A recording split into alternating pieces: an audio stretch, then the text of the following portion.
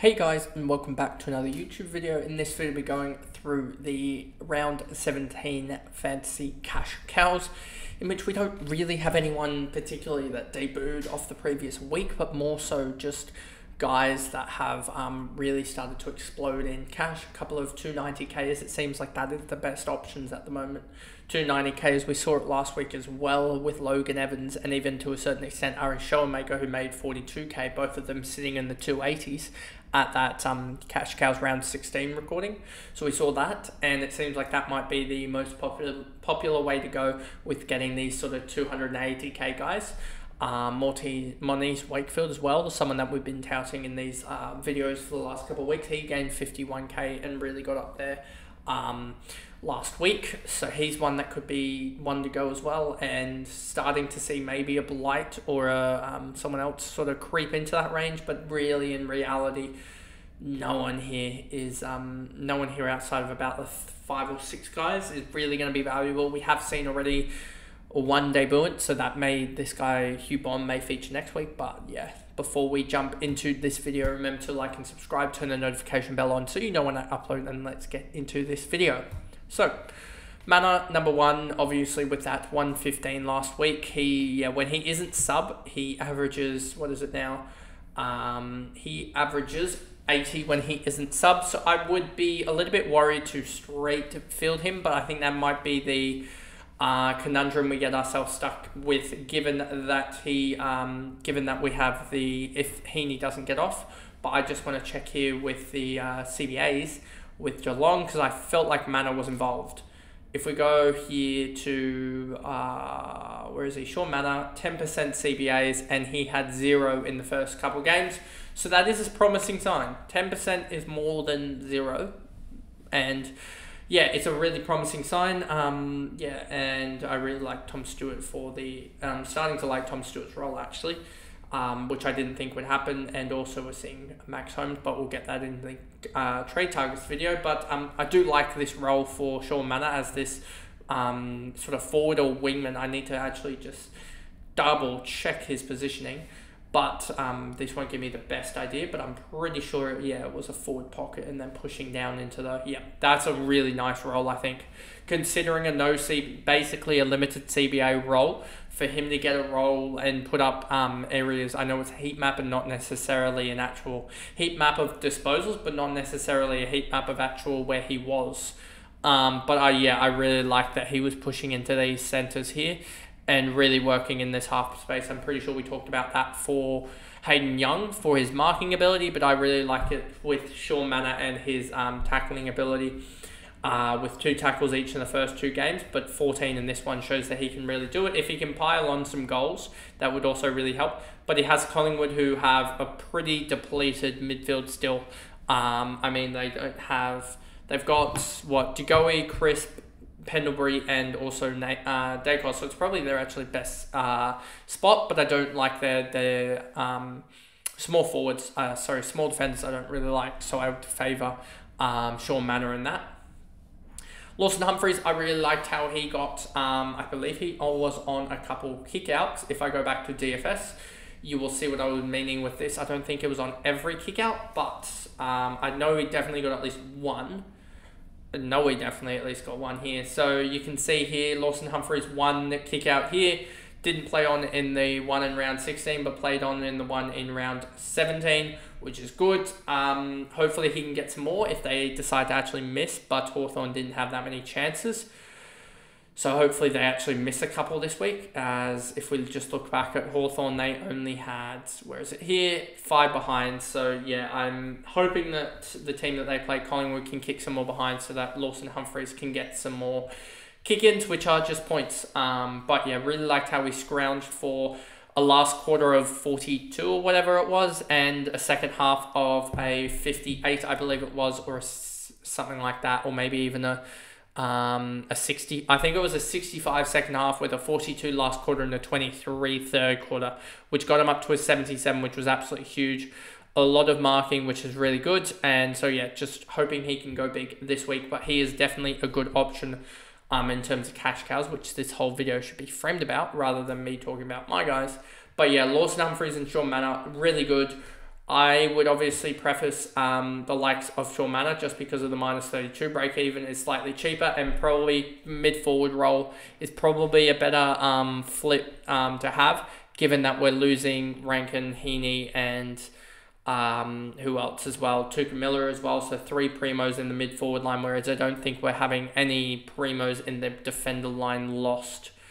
Logan Evans, I think he's now probably too expensive to bring in, to be honest with you. He went absolutely huge with an 88, but at 360k, I think you can just go for a cheaper guy, not necessarily like a Fonte, because I don't really rate his role too much in the side. I just need to double check his height again, because I swear I checked this earlier and he was key defender height, but let me just check that for you guys. Joe Fonte is actually 189, so he's not. So he's actually a better option than I thought initially. So maybe instead of getting Evans, you get Fonte, and then that's the way you go. Just watch out for the sub for Fonte, because that could happen, given he's a medium forward. Sorry, not medium forward, medium defender. So that could happen. Logan Evans is entrenched in that side now, but at 360k, it's going to be hard to get much cash out of him. Well, I mean, you are going to get cash out of him, but you're going to be more cash strapped to making upgrades, which is the more crucial part of this, I think, at this point in the season. Then you got Moniz Wakefield, a -13 break even, a guy that if I was bringing in a rookie, given my current predicament here, well, not predicament, but the current rookies that I have, I would be bringing him in because he is probably the best rookie, and he's got that forward role. Or that forward eligibility, -13 break even, playing basically as a halfback. I think he could go 70s from here, and I think he's going to crack the 300k this week with sort of 60 or so, which should get him to about 335 or so, I would say. But yeah, really think he's a really good one off the halfback, just sort of a gritty type of player. Probably in store for an iffy performance, I would say, given that he relies heavily on, or relies mostly on, marking and sort of not really excelling in one thing, whether that be getting a lot of marks or getting a lot of disposals, etc. It's sort of just across the board. So we'll see how that works out for him, Moniz Wakefield. Biggie's not playing anytime soon. Jack Hutchinson is a forward, so I just don't know about this play in general. I don't know if he necessarily played a different role, but yeah, 10 tackles in that for Hutchinson. So let me just go to AFL and then go to here, and then we'll go to Hutchinson here. Just check if he had a role that was slightly different to what I thought it was. So let me just check that. I've totally messed up that name, haven't I? Hutchinson, yeah. One sec. Let me get that right. It's not even popping up. Great. Jack Hutchinson. Okay, so we have to go to live scoring, I guess. Live scoring, if it will load. Here we go. Hopefully this will load, but it's taking its sweet time. And then we'll go and try and find the AFL. Let's go to results then, if you're not going to show it. Then we'll go down here and we'll go to, he plays for West Coast, so we'll go to this game here and we'll see what necessarily his role was. If we go here and Hutchinson here, does it even have it? Okay, that's, for some reason it's art. I don't know why that is. But you can see here with his role, no CBAs, no nothing, just sort of, yeah, I'm not really liking that role, and I think it was just a heavy tackle game. It was an outlier game from him, and I'll happily be wrong on that, but I don't think he's going to amount to anything cash gen-wise compared to Moniz Wakefield and Fonte alongside Manor and Humphreys. Fonte, I think, given that he's a medium defender, 189 centimeters, so on the taller side of a medium defender, but could break into that side, I'd just be worried that potentially he is the, was brought in because of, who was it? Is it Taylor? Sam Taylor. So I don't know exactly the situation with that, but that could be the case that he was brought in for Sam Taylor, but that'll be a watch at selection table tonight.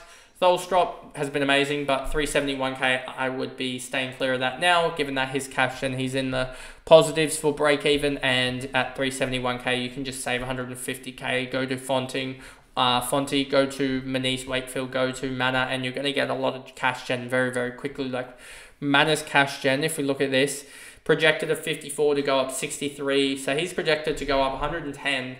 And then another, 142 in the next 3 weeks. Very, very quick. Ari Shawmaker, another one that you can probably start to skip on just because 323k, I don't think there's much value in going him.